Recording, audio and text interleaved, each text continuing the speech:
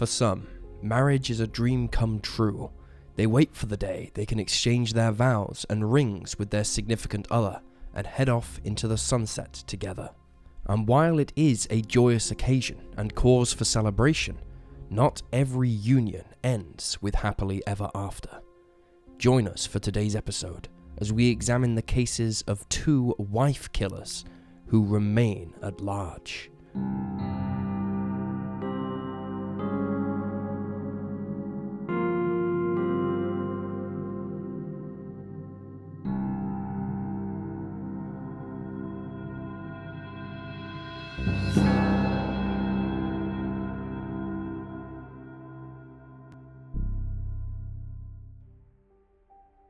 Vernon Henry.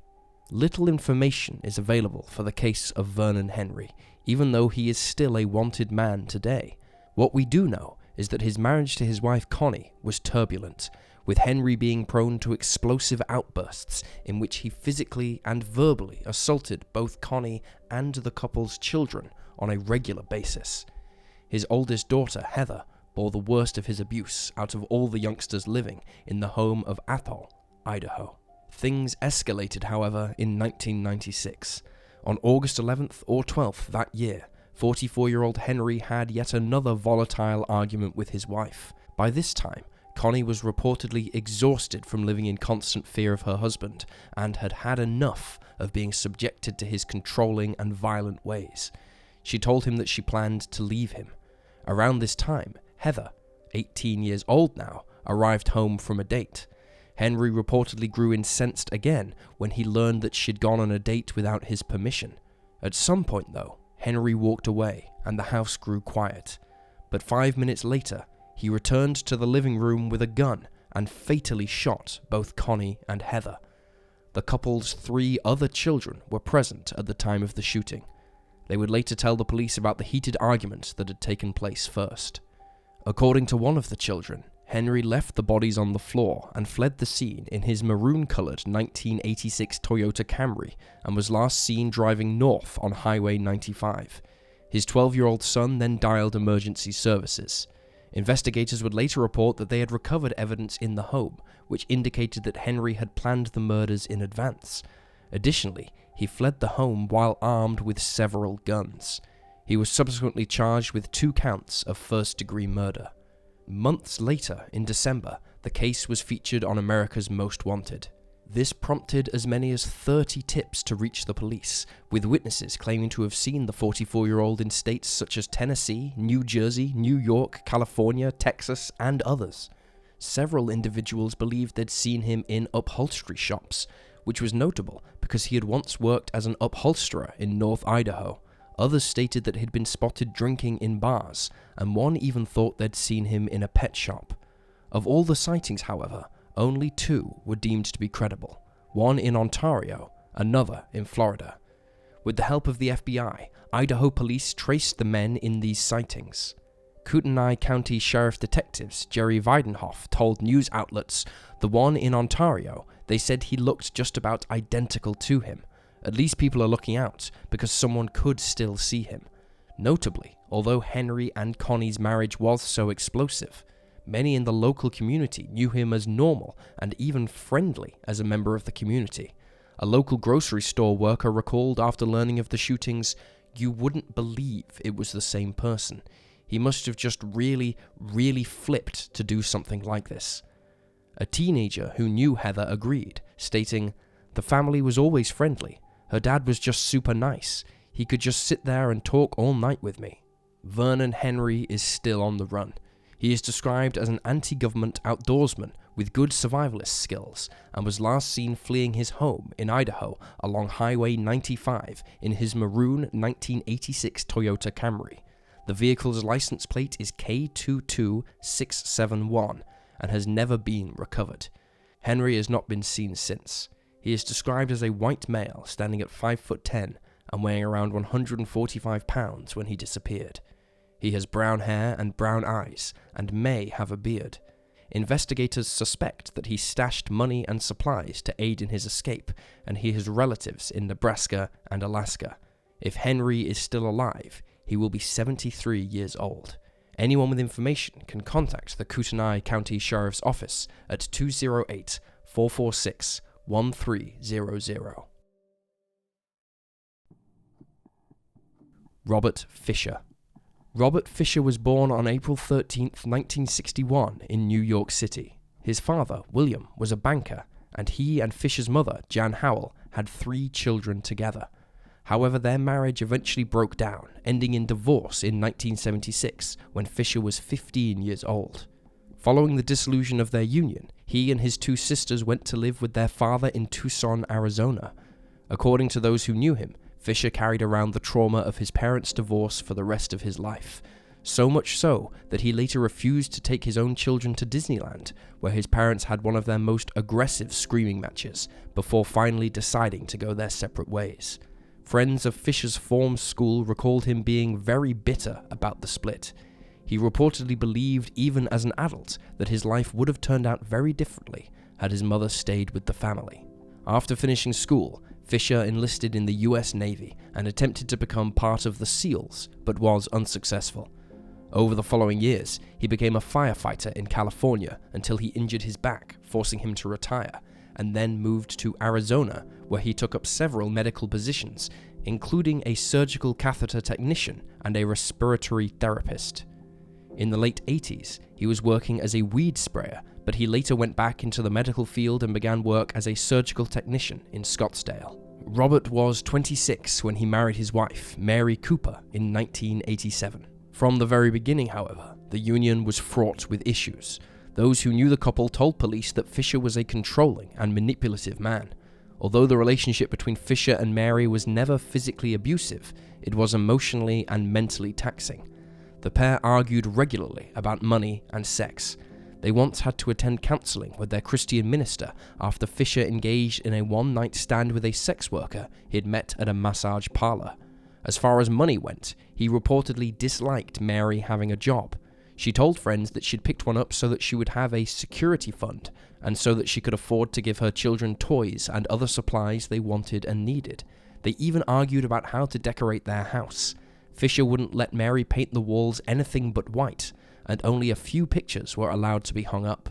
Notably, Fisher's mother, Jan, clocked the similarities between her son's marriage and her own very early on in the relationship he had with Mary, and once even took her aside to check in with her and make her aware of her concerns. Jan later told investigators that she'd been a yes sir wife who had never stood up to her ex-husband, and she felt that Fisher and Mary were repeating that same dynamic. One of his friends observed that Fisher's new family unit appeared strikingly similar to that of his childhood. A former neighbor recalled, "They did not have a happy marriage. They screamed constantly. Everybody heard it. You could hear it in the house next door, and you never really heard him scream, which was kind of weird. I mean, he had a way about him, but you never heard him scream. You always heard his wife screaming. Things like, 'You're worthless, I could have done better than you, we should get a divorce.'" Fisher's relationship with his children wasn't much better. The couple's 2 children were told when to get up, when to go to bed, what clothes to wear, and what they could and couldn't eat.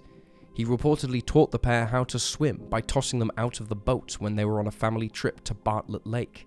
Fisher's friend recalled, "They were crying, and Brittany was screaming, and he pulled them back in the boat and said, 'Now there, how's that?'" He was also known to regularly complain about his son's lack of interest in fishing and hunting, and asked his acquaintances often, will he grow out of it? Fisher himself was an avid outdoorsman, and had been since his youth, but rather than simply enjoying being at one with nature, friends and acquaintances noted that he exhibited very odd behaviors while participating in outdoor activities. On one occasion, after killing an elk, he smeared its blood on his face.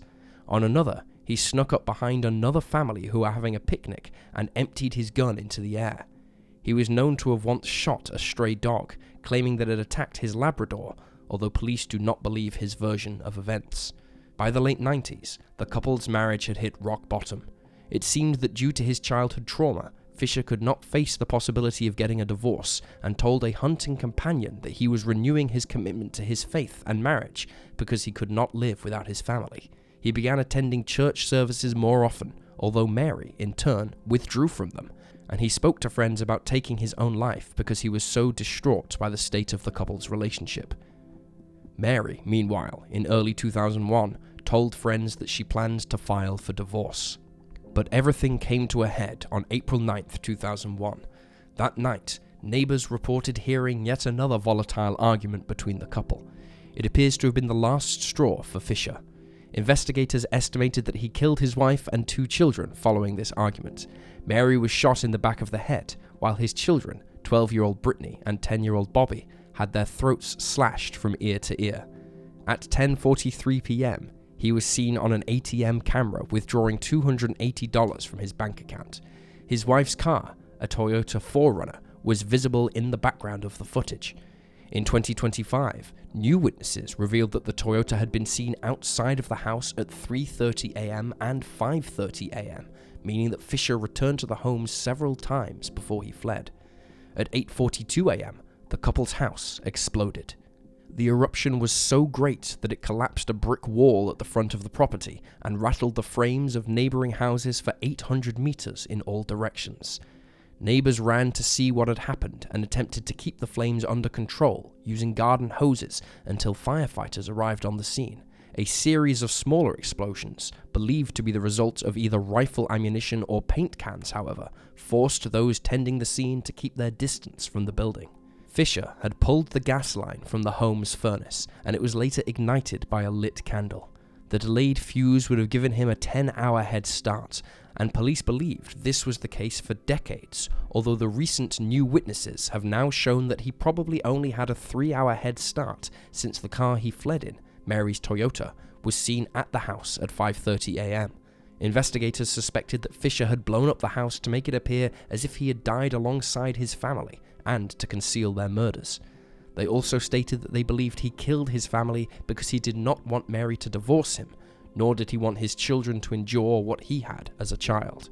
Fisher is the only person of interest in the case of his family's murder. Mary's Toyota was recovered over a week later, on April 20th, in the Tonto National Forest near the town of Payson in the area of Young, around 100 miles north of Scottsdale. The family dog, Blue, was found under the car, alive but hungry and agitated. Inside the vehicle, a cap identical to the one Fisher had worn that night when taking money out of the ATM was recovered. Though the surrounding area was searched by law enforcement, only one of around a dozen nearby caves was checked. Some of the caves are connected to one another via an underground network, leading some to speculate that Fisher hid here while the police searched and either escaped, took his own life, or died from the low oxygen levels beneath the ground. Though over the last 2 decades, several professional cavers have examined these areas, no trace of the suspected killer has ever been discovered. A woman whose husband spent time with Fisher stated that the 2 men had gone camping in that area a short time before April 9th. She stated that he was very familiar with it. One witness sighting places Fisher walking along Young Road, close to where the car was found, in the days before it was recovered. The couple who saw him recalled noting his resemblance to the wanted criminal, but they failed to report the tip until the days following April 20th. On July 19th, 2001, a warrant was issued for Fisher's arrest on 3 counts of first-degree murder and 1 count of arson. He was also declared a fugitive, and a federal arrest warrant was issued afterwards, charging him with unlawful flight to avoid prosecution. In 2002, the FBI added him to their 10 most wanted list. He was removed from the list in November of 2021 for no longer meeting the list criteria. By 2003, investigators had received hundreds upon hundreds of leads, but no conclusive sightings of Fisher have ever been established. Robert Fisher has never been located. Many believe that he took his own life after fleeing the scene of his family's murder, and that his body hasn't been found, as it's in a remote location in the wilderness somewhere, possibly in the area where the Toyota was recovered. Others have suggested that he survived in the woods for some time until the story died down, and then started a new life. Armchair detectives who think he survived have suggested that he hitchhiked out of the area, or had help from an accomplice. One investigator theorized that he was living in a small town and getting paid cash in hand for menial jobs, or perhaps he was living in a big city where he was swallowed up by the anonymity such locations provide. There has also been speculation that Fisher crossed into Central America, as border security was less stringent before September 11th.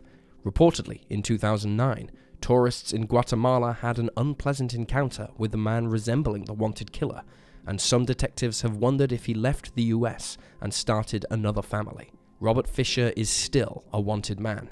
He is described as a white male with brown hair and blue eyes.